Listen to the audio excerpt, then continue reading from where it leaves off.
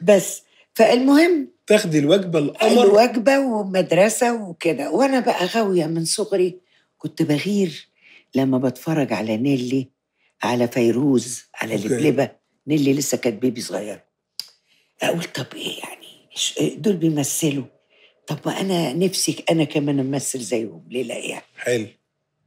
وأنا في المدرسة بقى أعمل الحاجات بتاعت معانا ريال معانا ريال، الحاجات بتاعت من فيروز. بدري. أوكي. فيروز. لغاية في بنت معايا في المدرسة كان أبوها مساعد مخرج اسمه عبد الله بركات، مش ناسي اسمه طبعا.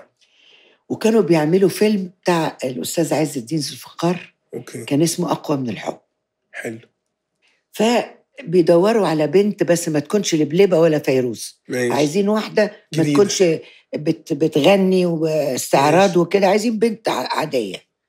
فالبنت بتحكي لأبوها بتقول له أنا معانا بنت في المدرسة بتقعد تمثل وبتاع وكده. فلاني بنت قالت له شكلها كويس وبتاع.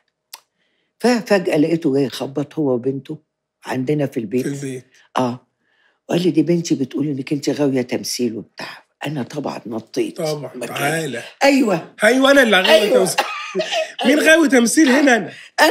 انا فقال لي يعني تقدري، قلت له يعني امثل بس. فادانا ميعاد نروح نقابل عز الدين ذو الفقار في عمارة الإيموبيليا. ماشي.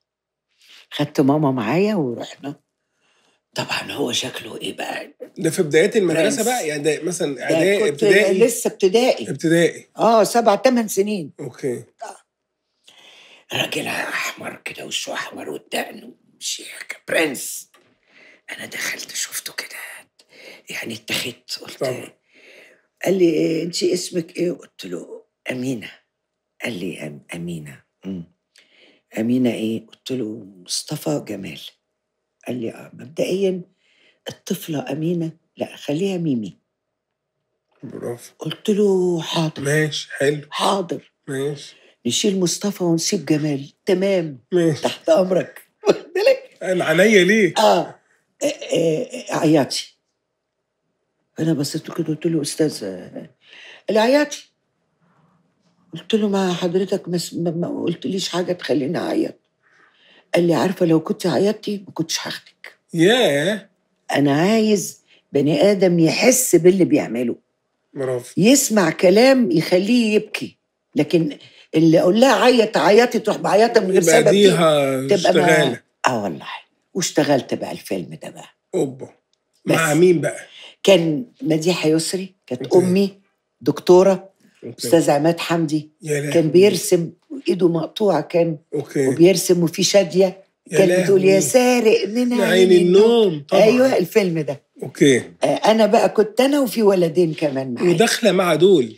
وطبعا بعد الفيلم بقى انا في المدرسه بقى عامله حاجه تانية بقى. لا طبعا.